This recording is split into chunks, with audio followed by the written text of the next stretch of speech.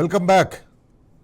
ముఖ్యమంత్రి రేవంత్ రెడ్డి ఎప్పుడైతే అధికారంలోకి వచ్చిందో, ఎప్పుడైతే కాంగ్రెస్ పార్టీ తెలంగాణలో అధికారంలోకి వచ్చిందో ఆ రోజు నుంచి కూడా సంక్షేమ పథకాలు, తెలంగాణ అభివృద్ధికి దోహదపడ్డ పథకాలు, ఈ పథకాలంటే ఒక్కొక్క పథకాన్ని కూడా పక్కన పెడుతూ పోతున్నారు. ఒక్కొక్క పథకాన్ని ఎట్లా దాన్ని ఖతం చేయాలి, ఎట్లా దాన్ని బంద్ పెట్టాలనే ఒక కుట్రతోటి ఆయన ఈ కార్యక్రమాలను చేస్తున్నాడు. ఇప్పుడు తాజాగా షాదీ ముబారక్ కళ్యాణ లక్ష్మికి ఎసరు పెట్టిండు. షాదీ ముబారక్ కళ్యాణ లక్ష్మిని కొత్త రూల్స్ తీసుకొచ్చి కొత్త నిబంధనలు పెట్టి ఏ రకంగా లబ్ధిదారుల సంఖ్య తగ్గియాలి, లబ్ధిదారుల సంఖ్య ఏ రకంగా తగ్గితే మనకి ఎన్ని పైసలు మిగులుతాయి, నా దగ్గర పైసలు లేవు ఇస్తందుకు, కాంట్రాక్టర్లకు బిల్లులు చెల్లిస్తేందుకు పైసలు ఉన్నాయి, ఎందుకంటే వాళ్ళు కమిషన్లు ఇస్తారు. షాదీ ముబారక్ చెక్కులు ఇస్తే ₹1 కమిషన్ కూడా రాదు. కళ్యాణ లక్ష్మి చెక్ ఇస్తే ₹1 కమిషన్ కూడా రాదు. అందుకే ఏ పథకాల నుంచి అయితే కమిషన్లు రావో ఆ పథకాలన్నింటినీ కూడా పండబెట్టే ప్రయత్నం చేస్తున్నారు. కవి, గాయకుడు, ఎమ్మెల్సీ దేశపతి శ్రీనివాస్ గారు మనతో లైవ్లో అందుబాటులో ఉన్నారు. ఆయనతో ఈరోజు మాట్లాడదాం. ఆయనతో కలిసి బరాబర్ అడుగుదాం ఈ తెలంగాణ ప్రభుత్వాన్ని, తెలంగాణ రాష్ట్ర ముఖ్యమంత్రిని, ఎందుకు మీరు ఈ సంక్షేమ పథకాలని గాలికి వదిలేస్తున్నారు. దేశపతి శ్రీనివాస్ గారు, ఇప్పటి వరకు తాజాగా మనం చూస్తుంటే అనేక పథకాలని నీరుగారుస్తూ వచ్చిండ్రు, అనేక పథకాలని ఖతం చేస్తూ వచ్చిండ్రు. రైతు బంధుని ఖతం చేసిండు. రైతు బంధుకు రామ్ అని కేసీఆర్ గారు చెప్పిండ్రు. రైతు బంధుకి రామ్ అయిపోయింది. రైతు బీమాకు రామ్ అయిపోయింది. కేసీఆర్ కిట్కి రామ్ అయిపోయింది. ఇట్లా అనేక పథకాలకు రామ్ అయిపోయింది.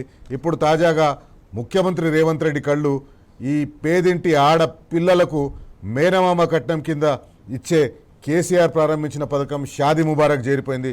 షాదీ ముబారక్లో కొత్త నిబంధనలు తీసుకొచ్చి ఈ పథకంలో లబ్ధిదారుని ఎట్లా తగ్గించాలనే ఒక కుట్ర మొదలైంది. ఏమంటారు?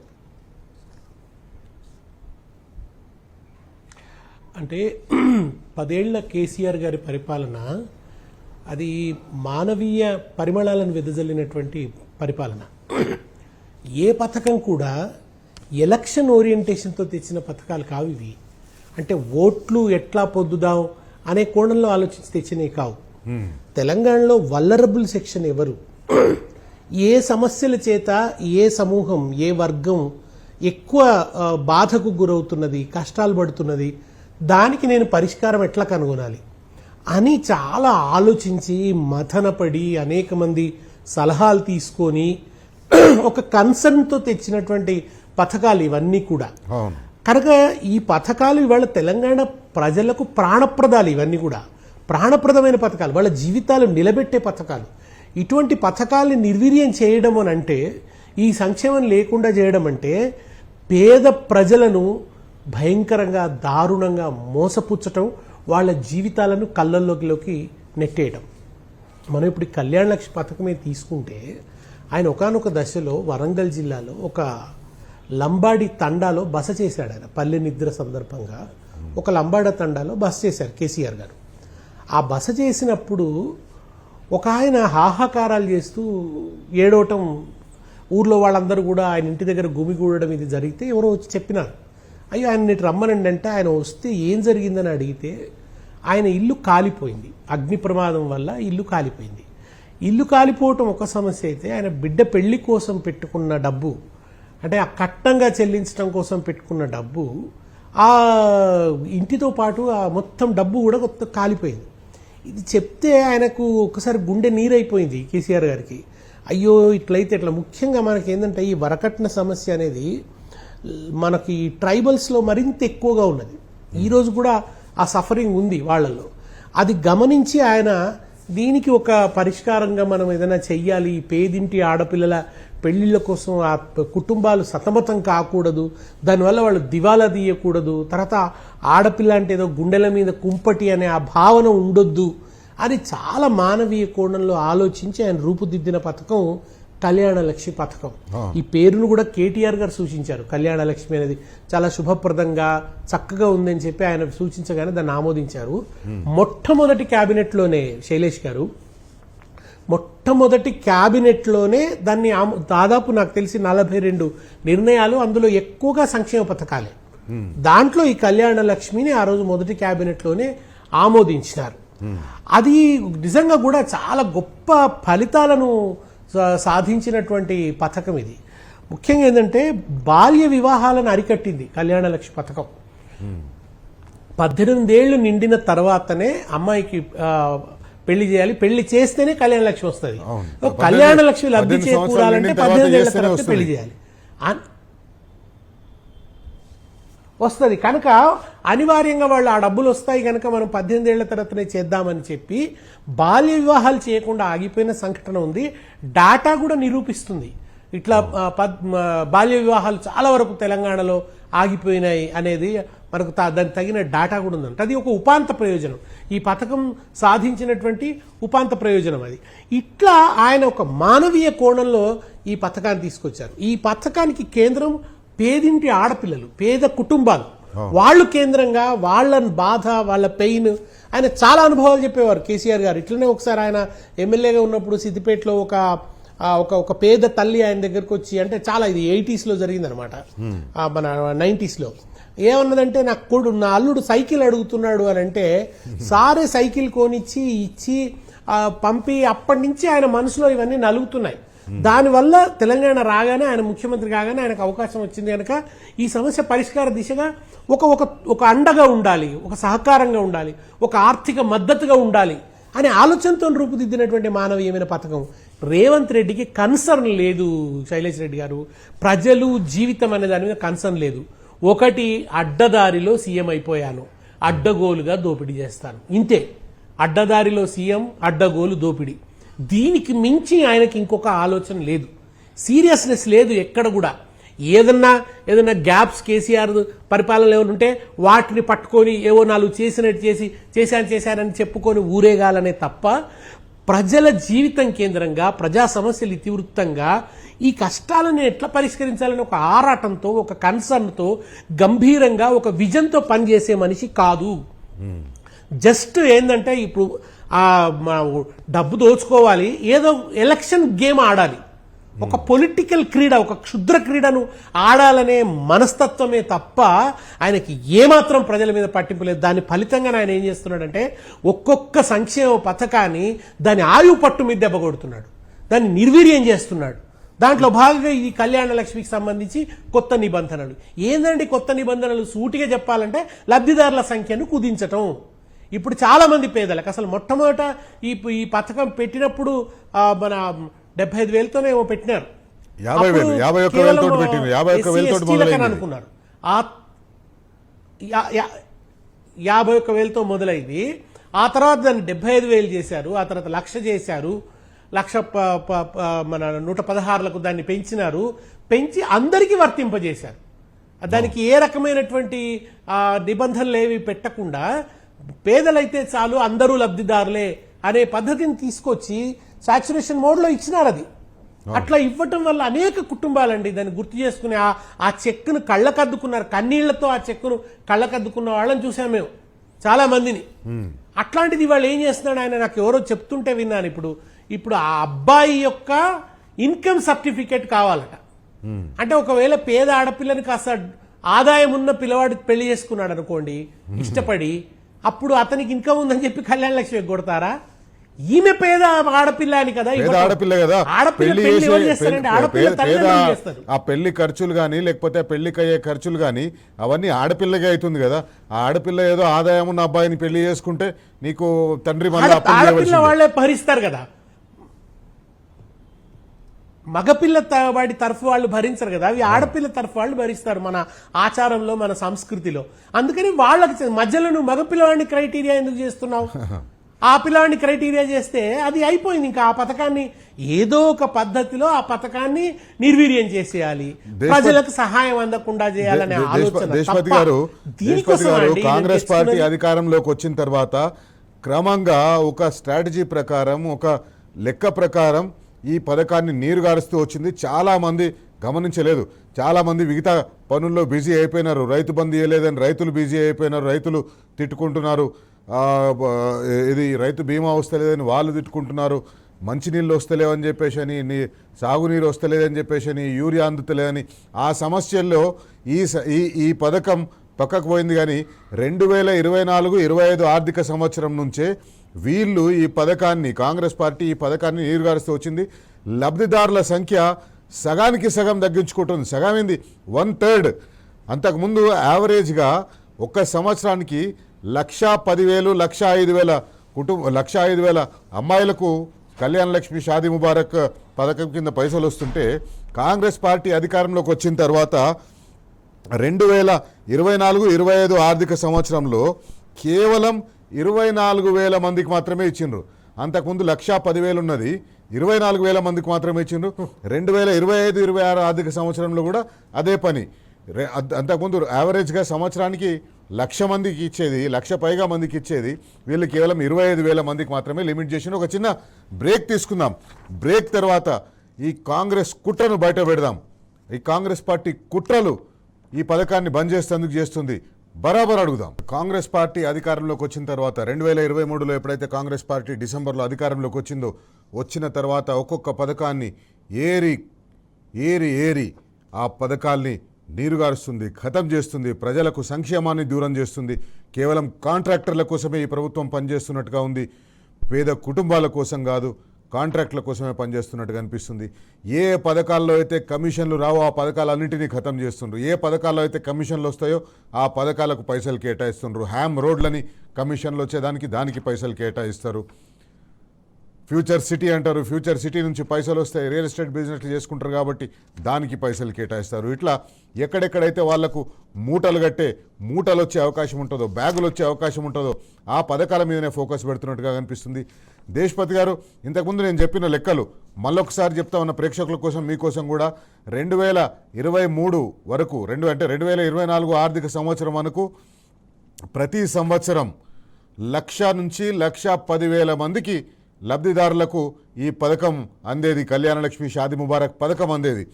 2024 ఆర్థిక సంవత్సరం నుంచి 24,000 లబ్ధిదారులకు మాత్రమే వస్తుంది. 2 ఆర్థిక సంవత్సరాల్లో కూడా 24,000 మందికి మాత్రమే వస్తుంది. అప్లికేషన్ చేసుకున్న వాళ్ళల్లో 30 నుంచి 35% మందికే ఇస్తున్నారు. 65,000 మంది అప్లై చేసుకుంటే 24,000 మందికి ఇస్తున్నారు. 2024-25లో అట్లే అయింది, 25-26లో కూడా అట్లే అయింది. 65-70,000 మంది అప్లై చేసుకుంటే వీళ్ళు ఇస్తున్నది 24-25,000 మందికి. కేసీఆర్ గారి పరిపాలనలో ఉన్న లబ్ధిదారుల సంఖ్యకు 0.5% కూడా ఇవ్వటం లేదు. అవును, 0.5 మందికి కూడా ఇప్పుడు ఇవ్వలేనటువంటి పరిస్థితి ఉన్నది. అంటే మనం ఇంకొకటి మర్చిపోవద్దు శైలేష్ గారు, వీళ్ళు ఎలక్షన్ల ముందు చెప్పింది ఏమిటి, కళ్యాణ లక్ష్మికి అదనంగా తులం బంగారం ఇస్తామన్నారు. తులం బంగారం మాట అటు ఉంచి అసలు మొదటికే మోసం తెస్తున్నారు కదా. మొదటికే మోసం తెచ్చి ఇప్పటికే మీరు చెప్పినట్టు 20,000 మందికి అందడం కూడా మహద్భాగ్యం అయిపోయింది. 1,00,000 మందికి అందినటువంటి పథకం ఇవాళ 20,000 మందికి అందడం కూడా కష్టసాధ్యమనే స్థితికి పోయిందంటే పెద్ద నష్టపోతున్నారు ప్రజలు. అసలు ఇది ఎవరికి తెలియకుండా జరిగిపోతున్నటువంటి దోపిడీ, ఇది ఎవరికి తెలియకుండా జరుగుతున్నటువంటి ప్రజలకు సంబంధించిన ఒక పెద్ద నష్టం. దీనికి దృష్టి లేదు. తర్వాత చాలాసార్లు మనవాళ్ళు కూడా చెప్తూ వస్తున్నారు, ఆ ఇచ్చే చెక్ కూడా ఎప్పుడు వస్తుంది, వాళ్ళకి పెళ్ళైతే పిల్లవాడు పుట్టిన తర్వాత 20 వాడు 3 నెలల వాడు అయిన తర్వాత కానీ ఆ చెక్ వస్తున్నటువంటి దాఖలా లేదు. అంటే అది ఒక ఆసరాగా ఇవాళ నిలబడడం లేదు. నేను ఒకసారి విన్నాను, అంటే అప్పుడు కళ్యాణ లక్ష్మి పథకం చక్కగా అమలవుతున్నప్పుడు మామూలుగా పెళ్లి సంబంధం గురించి మాట్లాడుకుంటప్పుడు మగపిల్లవాళ్ళు అనేవాళ్ళు అనమాట, ఎట్లాగో 1,116 రూపాయలు అయితే గవర్నమెంటే ఇస్తుంది కదా, కేసీఆర్ ఇస్తాడు కదా అని చర్చ ఉండేది పెళ్లి సంబంధాల దగ్గర. అదైతే వచ్చేదే కదా, ఇంకేం పెడతారు అని మాట్లాడుకోవడం విన్నాను నేను ఎన్నోసార్లు ఆ సంబంధాల దగ్గర. ఈ విషయం నాకు చాలా మంది చెప్పినారు. అట్లాంటిది అంత గ్యారంటీగా ఉన్న పథకాన్ని ఇవాళ మొత్తంగా దాన్ని అది వస్తుందో రాదో అనే స్థితికి, చివరికి కొద్ది మందికి మాత్రమే వచ్చే స్థితికి ఏం సాధించినట్టు, దీనివల్ల ఎవరి ప్రయోజనం నెరవేరుతున్నట్టు, ఎందుకోసం ఈ ప్రభుత్వాన్ని తెచ్చుకున్నట్టు, పోనీ అంతకంటే గొప్ప పథకం మీకు ఇంకేమైనా తెచ్చారా? మీరన్న తులం బంగారం ఎట్లాగా ఇవ్వలేదు, అంతకన్నా గొప్ప సంక్షేమ పథకం ఏదన్నా ఇదిగో ఈ 2-3 ఏళ్లలో వచ్చింది, ప్రజలకు గొప్ప ఊరటనిచ్చింది అని చెప్పడానికి ఏముంది? ఒక్కటి కూడా లేదు పేద ప్రజలకు సంబంధించి. శైలేష్ గారు, ఆర్థికవేత్తలు పదే చెప్తుంది ఏమిటంటే ద్రవ్య చలామణి లేదు ఇవాళ తెలంగాణలో. అంటే రక్త సరఫరా లేదు శరీరంలో. ఎందుకు అని అంటే ధనం కేసీఆర్ గారి సమయంలో ఎక్కువగా నిధులన్నీ కూడా పల్లెల వైపు ప్రవహించినాయి. రకరకాల కారణాల వల్ల, మిషన్ కాకతీయ ద్వారా చెరువులు బాగు చేయడం వల్ల అక్కడ ఉన్నటువంటి జేసీబీలు కావచ్చు, రకరకాల కూలి పనులు చేసేవాళ్ళు కావచ్చు, అనేక మందికి ట్రాక్టర్లకు కావచ్చు డబ్బు ముట్టింది. ఆ తర్వాత మిషన్ భగీరథ వల్ల ఒడ్డెర వాళ్ళకు కావచ్చు, ఈ రకరకాల పనులు చేసే వాళ్ళందరికీ కూడా డబ్బులు వచ్చినాయి. అట్లా మీకు రైతు బంధుతో మనకు తెలుసు 11 విడతలు దాదాపు 60,000 కోట్ల పైన డబ్బు గ్రామాలకు వచ్చింది. ఇట్లా అనేక పథకాలతో కళ్యాణ లక్ష్మి రూపంలో కూడా ఆ పథకం గ్రామాలకు వచ్చింది. రోడ్లు బాగు చేయడం వల్ల వచ్చింది. రకరకాల మనం మీకు గ్రామ ప్రగతి కోసం రకరకాల డంప్ యార్డులు కావచ్చు, మన ఇవన్నీ నిర్మించడం వల్ల అది మన వైకుంఠ ధామాలు రూరల్లో ఉండే పని చేసుకునే వాళ్ళందరికీ కూడా చేతి నిండా పని ఉండేది, కడుపు నిండా తిండి ఉండేది, దొరికింది. తిండి ఉండేది. ఒక ముఖ్యంగా రైతులకైతే వాళ్ళకి ఒక పెట్టుబడికి ఒక హామీ ఉండే కదా. అందుకే మీకు కరోనా సమయంలో కూడా ప్రజలు ధైర్యం కోల్పోలేదు ఈ విషయంలో. రైతులైతే గుండె ధైర్యంతో ఉన్నారు. అప్పుడు కూడా మీకు మన కొనుగోలు కేంద్రాలు తెరిచి అంత విపత్కర సందర్భంలో కూడా మొత్తంగా ఉన్నారు. ఇవాళ ఏం విపత్తు ఉందండి ఈయనకు? కళ్యాణ లక్ష్మిని నిర్వీర్యం చేయడానికి, రైతు బంధుని నిర్వీర్యం చేయడానికి ఏం విపత్తు ఉంది ఈయనకి? నవంబర్ వరకు అంటే కేసీఆర్ గారు పరిపాలించినంత కాలం పథకాలన్నీ సక్రమంగా అమలవుతాయి. డిసెంబర్ నుంచి ఈయన కుర్చీ మీద కూర్చోగానే రాష్ట్రం దివాలు తీసిందా? డబ్బులు లేకుండా అయిపోయినాయా? ఒక్క నెలలోనే ఈ మార్పు వస్తుందా? ఎట్లా దీన్ని కన్విన్సింగ్ గా అందరూ నమ్ముతున్నారు, లేదా అందరూ ప్రచారం చేస్తున్నారు? కొంతమంది మేధావులు కూడా అరే వీళ్ళు ఏం చెప్పారండి, ఈ మేధావులంతా భూతల స్వర్గం వస్తుంది అన్నట్టు చెప్పినారు. ప్రజాస్వామ్య స్వేచ్ఛ అన్నారు. అరే ఇవాళ ఒక పాపంగా అశోక్ అనే డ్రైవరు ఆయన బస్సులో ప్రయాణం చేస్తూ వీళ్ళు అక్కడ ఏదో ధర్నా చేస్తుంటే వాళ్ళ ఊరు ఆయన కనబడితే ఆయనతోని అరే ఈ ధర్నా ఏమో కానీ ముందుగా రైతుల ధాన్యం కొనుడివే అని ఆయన అన్నాడు. అన్నందుకు ఉద్యోగాల నుంచి తీసేస్తారా అండి? ఇంత నిరంకుశత్వమా, ఇంత నియంతృత్వమా, ఇంత దుర్మార్గమా? ఇది ప్రజాస్వామ్య ప్రభుత్వమా? కొంతమంది మేధావులు చెప్తున్నారు మనకి ఇందిరామ రాజ్యం ప్రజాస్వామ్య ప్రభుత్వం అవునో కాదో ఇది ఖచ్చితంగా ఇందిరామ రాజ్యమే. ఇందిరామ రాజ్యం అంటే ఎమర్జెన్సీ అన్నమాట.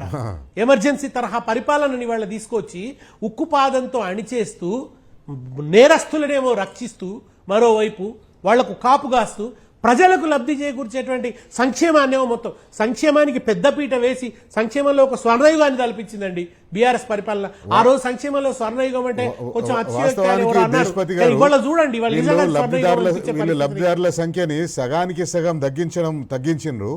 ఆ తులం బంగారం ఇవ్వచ్చు ఒకవేళ లబ్ధిదారులకు అంతా తగ్గించినా కూడా ఆడికైనా కూడా ఇంకా 50% మిగులుతుంది. వీళ్ళకు 1,10,000 మందికి సంవత్సరానికి ఇచ్చేది వీళ్ళు ఇస్తున్నది 24,000 మందికే.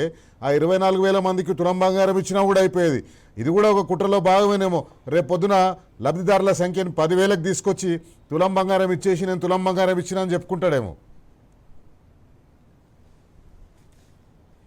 నిజంగానండి. ఇప్పుడు ఇవి మనం చాలా విషయాలు చూడవచ్చు. ఇప్పుడు మీరు కళాకారులు కొద్దిమందిని ఎంపిక చేసి వాళ్ళకి ₹1,00,00,000 చొప్పున ఇచ్చి మేము కేసీఆర్ చేసిన దానికంటే గొప్పగా చేసినామన్నారు.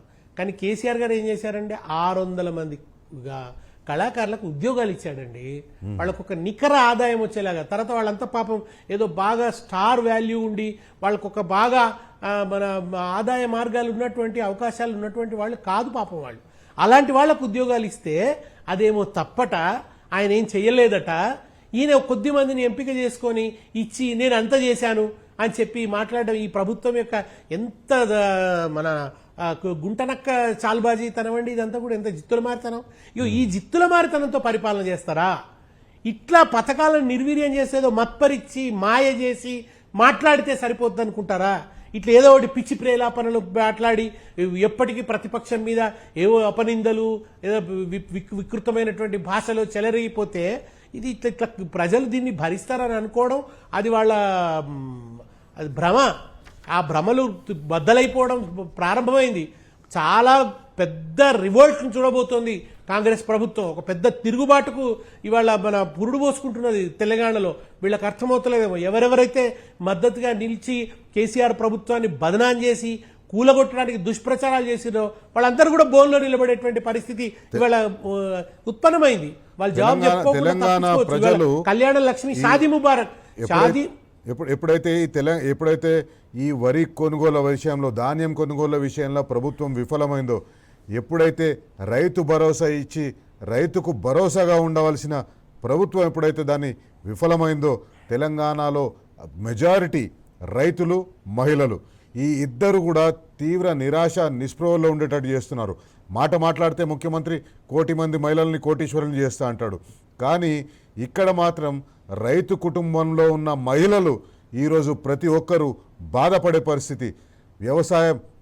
వ్యవసాయ ఉత్పత్తిని అమ్ముతందుకు మార్కెట్కు ఒక ఇంటి పెద్ద ఆయన పోతే, ఆమె భర్త పోతే ఈ వడదెబ్బలకు, ఈ వడగాల్పులకు లేదా ఈ గాలి వానలకు ఆయన పంటను కాపాడుకునే ఎంత కష్టపడుతున్నాడో ఆ ఇంట్లో ఉండి ఆమె ముద్ద కూడా తినలేకపోతుంది. అట్లాంటి పరిస్థితుల్లో ఆ మహిళల్ని బాధపెట్టి ఈరోజు షాదీ ముబారక్కు, కళ్యాణ లక్ష్మికి కత్తెరబెట్టి ఈ అమ్మాయిలను బాధపెట్టి బయటకు మాత్రం 1,00,00,000 మంది మహిళల్ని కోటీశ్వరులు చేస్తుంటారు. ఒక చిన్న బ్రేక్ తీసుకుందాం. బ్రేక్ తర్వాత ఏ రకంగా ముఖ్యమంత్రి రేవంత్ రెడ్డి ఈ పథకాన్ని నీరుగార్చడాన్ని ఎట్లా మనం ఆపగలుగుతాం బరాబర్ అడుగుదాం. ముఖ్యమంత్రి రేవంత్ రెడ్డి సంక్షేమ పథకాలన్నింటినీ అటకకెక్కిస్తున్నాడు. సంక్షేమ పథకాలని ఏ రకంగా కట్ చేయాలని చూస్తున్నాడు. ఒక ఉదాహరణకు మీకు చెప్తాను. బీఆర్ఎస్ పార్టీ అధికారంలో ఉన్నప్పుడు 2014 నుంచి 2024 వరకు సంవత్సరానికి 1,10,000 మంది కళ్యాణ లక్ష్మి, షాదీ ముబారక్ ఇచ్చేటోళ్ళు, అంటే దాదాపు 1,000 కోట్లు. కానీ రేవంత్ రెడ్డి ముఖ్యమంత్రి అయిన తర్వాత ఏం చేసిండు, దాన్ని 24,000కి తీసుకొచ్చిండు. 24,000 అంటే ఆయనకి ఇక్కడ ఎంత మిగులుతుంది, 7,500 కోట్లు మిగులుతుంది. ఈ మిగిలిన 7,500 కోట్లని, ఎందుకంటే ఈ 1,000 కోట్లు లబ్ధిదారులకు ఇస్తే ₹1 కమిషన్ రాదు. ఈ 750 కోట్లు కనుక మిగిలించుకొని ఇదే 750 కోట్లు కనుక ఒక కాంట్రాక్టర్కి ఇస్తే 20% కమిషన్ మీద ఆయనకు వచ్చేది 150 కోట్లు వస్తుంది. 150 కోట్ల కమిషన్ ఈ కాంగ్రెస్ పార్టీ నాయకులకు వస్తుంది. అందుకే ఎక్కడ కమిషన్లు వస్తున్నాయో దానికి పైసలు ఇస్తున్నారు, ఎక్కడ కమిషన్లు రావో ఆ పథకాలన్నింటినీ కట్ చేస్తున్నారు. అందుకే ఈరోజు బరాబర్ అడుగుదాం. దేశపతి శ్రీనివాస్ గారు, ఈ లెక్క మీరు చూసిండ్రు కదా, 1,000 కోట్లు ఇవ్వాల్సి వస్తుంది 1,00,000 కుటుంబాల కంటే. అయితే ఆ 1,000 కోట్లు కనుక 25 కోట్లకు తీసుకొస్తే 250 కోట్లకు తీసుకొస్తే 750 కోట్లు మిగులుతుంది. 20% కమిషన్ అంటే 150 కోట్లు వస్తుంది. ఈ లెక్కతోటి మీరు సమ్మతిస్తారా? అంటే కాంగ్రెస్ వాళ్ళ కమిషన్ కత్తి వేటుకు తెలంగాణ జీవితం ఛిద్రమైపోతున్నది, విచ్ఛిన్నమైపోతున్నది. ఇవాళ నరికేస్తున్నాడు తెలంగాణ ప్రజల జీవితాల్ని నిలువున. ఇవాళ ఆయనకు ఆడవాళ్ళకి ఇచ్చినందుకు డబ్బులు లేవు, రైతులకు ఇచ్చినందుకు డబ్బులు లేవు, పేద ముస్లిం ఆడపిల్లలకి ఇచ్చినందుకు డబ్బులు లేవు, పేద ఎస్సీ పిల్లలకి ఇచ్చినందుకు డబ్బులు లేవు. దేనికి డబ్బులు ఉన్నాయి ఆయనకు? తాను ఇన్సైడ్ ట్రేడింగ్ జరిపి మొత్తం చుట్టుపక్కల భూములన్నీ గుప్పిట పట్టుకొని కృత్రిమంగా ధరలు పెంచుతూ ఒక దందా నడిపిస్తున్నారు. చూడండి, ఒక వికృతమైన దందా. వాళ్ళ గురువు నడిపించాడు ఇదివరకు ఇట్లాగే హైదరాబాద్లో క్విడ్ ప్రోకో పద్ధతులలో తమ అనుయాయులకు ముందే లీక్ చేసి ఎక్కడేం రాబోతుందో చెప్పి ఆ చుట్టుపక్కల భూముల ధరలు పెంచి వాళ్ళంతా అవి ముందే కొనుక్కొని పెట్టుకొని వాటితో అడ్డగోలు డబ్బు సంపాదించి రాత్రికి రాత్రే కోటీశ్వరులకు కాదు ఇంకా అంతకు మించి అయిపోయినటువంటి పరిస్థితులను మనం అప్పుడు చూసినాం. అదే స్థితిని ఇవాళ ఆయన అటువంటి దరిద్రపు ప్రయోజనాల కోసమే, అటువంటి దోపిడీ ప్రయోజనాల కోసమే ఇవాళ ముందుకు తీసుకొస్తున్నటువంటి ఆ ఫ్యూచర్ సిటీ, 4th సిటీ అనేదో అంటున్నాడు కదా, ఆ దరిద్రపు సిటీ కోసం ఇవాళ డబ్బులు పెట్టడానికి ఈయన దగ్గర డబ్బులున్నాయి. దానికోసం కన్సల్టెన్సీలకు విపరీతంగా చెల్లిస్తున్నాడు, దానికోసం సమ్మిట్ల పేరున ఖర్చు పెడుతున్నాడు అనేక పద్ధతులలో. పైగా అక్కడ జర్నలిస్టులకు ఇస్తామని, లేకుంటే ఎమ్మెల్సీలకు ఇస్తామని, ఎమ్మెల్యేలకు ఇస్తామని ఏదో ఒక చిన్న నెపం పెట్టి తన మొత్తం దుర్మార్గ వ్యాపారాన్ని, దోపిడీ వ్యాపారాన్ని అంతా కూడా లెజిటిమేట్ చేసుకోవాలని చూస్తున్నాడు. ఇంత వికృతమైనటువంటి ముఖ్యమంత్రిని ఇంకా మనం చరిత్రలో చూడడం. ఆయనకు ఫ్యూచర్ సిటీ కోసం డబ్బులుంటాయి, మూసీ ప్రక్షాళన దగ్గర డబ్బులుంటాయి. అంటే ఎక్కడ చూడండి మీకు ఆయన కాంట్రాక్టర్స్ ఓరియంటెడ్ పథకాలు, భూమి చుట్టూ తిరిగేటువంటి పథకాలు. ఇప్పుడు విద్యారంగాన్ని బలోపేతం చేయడం అంటే కూడా ఆయన మొట్టమొదట ఇప్పుడు ఉన్నటువంటి స్కూళ్లు బాగు చేయడం మీద ఆయన దృష్టి పెట్టడం లేదు, మెథడాలజీని బాగు చేయడం మీద దృష్టి పెట్టడం లేదు, టీచర్ ట్రైనింగ్ని బాగు చేయడం మీద దృష్టి పెట్టడం లేదు. మొదట పెద్ద పెద్ద బిల్డింగులు కట్టాలి, ఆ బిల్డింగులు కట్టడము కాంట్రాక్టులు, కమిషన్లు, దీని చుట్టే తిరుగుతోంది ఇవాళ ప్రతి దాంట్లో కమిషన్లు. ఆ కమిషన్ల కోసం పేదవాళ్ళకు వచ్చేటువంటి ఆ ఒక్క పైసా కూడా రాకుండా ఇవాళ ఎక్కడికక్కడ ఇవాళ రైతు బంధుని ఎట్లా నిర్వీర్యం చేసిండండి. ఎంత దుర్మార్గం అండి అది. ఆయన పాపం కేసీఆర్ కరెంట్ ఇచ్చి, నీళ్ళిచ్చి, ఇంకా ఏదో చేయాలని ఆరాటపడి పెట్టుబడి కూడా సహాయం చేయాలని రైతు బంధు అనే పథకం తీసుకొచ్చిండు. దాని వెనుక ఒక కన్సర్న్ ఉంది. అందుకనే మీకు ఆత్మహత్యలు చాలా తగ్గిపోయినాయి. రైతు బంధు వచ్చిన తర్వాత రైతు ఆత్మహత్యలు ఇవాళ తిరిగి మళ్ళీ ఆత్మహత్యలు పెరుగుతున్నటువంటి అది మనకు బ్యూరో ఆఫ్ క్రైమ్ రికార్డ్స్ వాళ్ళ డేటా తెలియజేస్తున్నది. అంటే ఎటు చూసినా తెలంగాణ విచ్ఛిన్నమైపోతున్నది, విధ్వంసం అయిపోతుంది, శిథిలమైపోతున్నాయి, బతుకులు నాశనం అయిపోతున్నాయి. నాకు ఈ కళ్యాణ లక్ష్మి సందర్భంలో సార్ ఒక మాట అన్నారు అప్పుడు, అంటే మీకు బాగా గుర్తుండే ఉంటుంది. పాపం ఈ అమీనా అనే ఒక అమ్మాయిని పాత బస్తీలో అప్పట్లో ఒక అరబ్ షేక్కు అమ్మే ప్రయత్నం జరిగినప్పుడు ఆ వార్త అందరినీ కూడా కలిచివేసింది. అసలు ముఖ్యంగా పాపం ఈ దారిద్ర్యం అనేది మైనార్టీలలో మరింత తీవ్రంగా ఉంది.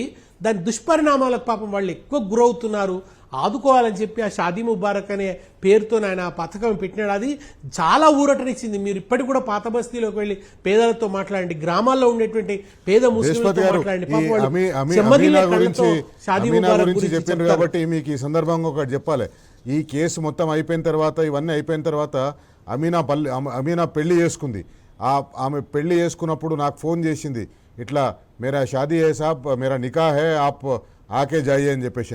నేను పోయినా ఆ నికాకి నేను పోలేకపోయినా కానీ నికా కంటే 2 రోజుల ముందు వాళ్ళ ఇంటికి పోయినా. అప్పటికి కూడా ఆమె చాలా దయనీయ పరిస్థితిలో ఉంది. అది గుడిసె కూడా అనలేం దాన్ని. అట్లాంటి పరిస్థితుల్లో ఆమె ఇంట్లో పోతే ఆమె ఇంట్లో ఆమెను పలకరించి, వాళ్ళ తండ్రి గారిని పలకరించి, వాళ్ళ ఆమెకు కావాల్సిన కొంత ఆర్థిక సహాయం చేసి వచ్చినాం. అంటే అప్పటికి ఇంకా షాదీ ముబారక్ లాంటివి లేవు ఆమె పెళ్ళైన నాటికి. కానీ అంతటి దయనీయ పరిస్థితుల్లో ఉంది. అట్లాంటి కుటుంబానికి ₹1,00,000 వస్తున్నాయంటే ఆ కుటుంబం ఎంత మెంటల్ రిలీఫ్ ఫీల్ అయిపోతుంది. అయితే ఇక్కడ గాంధీ విగ్రహం కోసం 5,000 కోట్లు అని చెప్పేసి అంటారు. అంటే సంవత్సరానికి ఒక 1,000 కోట్ల రూపాయలు పెడితే మీరు ఇంకో 1,00,000 కుటుంబాలకి మీరు ఆ పథకాన్ని ఇంకా ఎక్కువ ఇవ్వచ్చు. కానీ విగ్రహాల పేరు మీద పైసలు ఖర్చు పెడుతున్నారు. అదే కదా, ఇప్పుడు ఒకవైపు కళ్యాణ లక్ష్మి పేరుతో, షాదీ ముబారక్ పేరుతో వాళ్ళ పెళ్లికి సహాయం చేయడమే కాకుండా ముస్లిం ఆడపిల్లలు చదువుకోవాలని చెప్పి వాళ్ళ కోసం స్పెషల్ రెసిడెన్షియల్ స్కూల్స్ పెట్టినారు. దానివల్ల ముస్లిం ఆడపిల్లల యొక్క ఈ మన వాళ్ళు విద్య పొందుతున్న రేటు పెరిగింది అని చెప్పి మనకు అప్పుడు డాటా వస్తే ఎంత సంతృప్తి అనిపించిందండి. ఆ గణాంకాలు చూసి పాపం ఆ పేద ఆడపిల్లలు ఎక్కువ చదువుకుంటున్నారు అని చెప్పి దానివల్ల చాలా మార్పు వచ్చింది ఆ రెసిడెన్షియల్ స్కూళ్ళ వల్ల. అంతేకాదు వాళ్ళ కాలేజీలు కూడా ఉండాలని కాలేజీలు పెట్టినాడు, రెసిడెన్షియల్ కాలేజీలు. మీరు చూడండి, ఏ కోణంలో చూసినా గర్భవతి అయినటువంటి స్త్రీ కూలి పనికి పోకూడదు. ఆ కూలి పని పోకపోవడం వల్ల ఆమె ఆదాయాన్ని కోల్పోతే ఆ ఆదాయాన్ని ప్రభుత్వం చెల్లించాలని కేసీఆర్ కిట్ పథకం తెచ్చి ఆడపిల్ల పుడితే 13,000, మగపిల్లవాడు పుడితే 12,000 అని ఇచ్చిండండి. ఎంత నెనరుతో ఆలోచించింది కేసీఆర్ ప్రభుత్వం. ఇవాళ వచ్చింది మొదలు ఈ మానవుడు చేస్తున్నది ఏంటండి? ఉత్త కనరు పట్టిన ప్రభుత్వం ఇది, నెనరు లేని ప్రభుత్వం ఇది.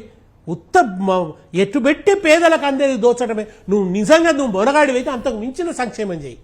50,000 కోట్లు ఆయన సమయంలో సంక్షేమం కోసం ఖర్చు అయితే కేసీఆర్ గారు, నువ్వు వాళ్ళు అంతకంటే ఎక్కువ చేసి చూపించు, ఆదాయాన్ని పెంచు, పేద ప్రజలకు పంచు. పెద్ద పెద్ద మాటలు మాట్లాడినావు కదా. 3,80,000 కోట్ల అప్పు తీసుకొచ్చిండు. ఆదాయం పక్కన పెట్టండి, అప్పులు పెరిగిపోతున్నాయి. కాంగ్రెస్ పార్టీ నాయకుల ఆస్తులు పెరిగిపోతున్నాయి. ఇవి రెండే పెరిగిపోతున్నాయి. పేద ప్రజల కష్టాలు పెరిగిపోతున్నాయి. ఇక్కడ పథకాలు తగ్గిపోతున్నాయి. ఇది ఈరోజు నెలకొన్న పరిస్థితి. థ్యాంక్ యూ దేశపతి గారు. సమయం మించిపోయింది, మాట్లాడాల్సింది చాలా ఉంది. మరొక సందర్భంలో ఈ విషయంపై వివరంగా మాట్లాడదాం. Thank you so much. కానీ ఖచ్చితంగా తెలంగాణ ప్రజలు మాత్రం బరాబర్ అడగాలి. కాంగ్రెస్ పార్టీ నాయకులు కానీ, కాంగ్రెస్ పార్టీ మంత్రులు, ముఖ్యమంత్రి ఎవరు వచ్చినా, ఎక్కడొచ్చినా, మీ ఇంటికి వస్తే, మీ గల్లీకి వస్తే, మీ ఊరికి వస్తే, మీ జిల్లాకు వస్తే ఖచ్చితంగా నిలదీసి అడగండి, బరాబర్ అడగండి. ఎందుకు ఈ సంక్షేమ పథకాల్ని బంద్ చేస్తున్నారు అని అడగండి, బరాబర్ అడగండి. ఇది వాటి కార్యక్రమం. రేపు మరో ముఖ్యమైన అంశంతో మళ్ళీ కలుసుకుందాం. అంతవరకు సెలవు. నమస్తే. జై Telangana. Stay tune to T news.